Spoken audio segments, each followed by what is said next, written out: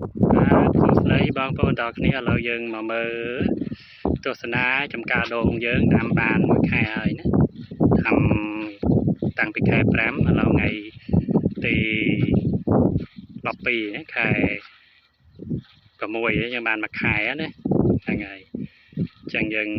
ជួបទស្សនាមើលថាវាបានល្អផលយ៉ាងណាដែរណាគឺអានេះដូងប្រភេទដូងកប៉ាល់ខ្ពស់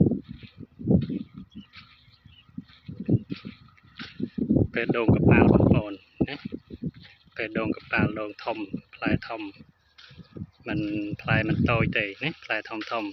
ដើមក៏មិនតូចដែរដើមធំណាទៅខាងមុខនោះគឺដូងកប៉ាល់ដែរប៉ុន្តែប្រភេទពួកកប៉ាល់ទឿហើយនិងកប៉ាល់ខ្ពស់ចឹងដាំជុំគ្នាកប៉ាល់ខាងនោះតូចនោះកូនតូចយូរហើយណា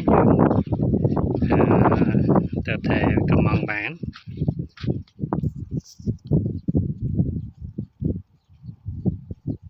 អានេះធំអានេះ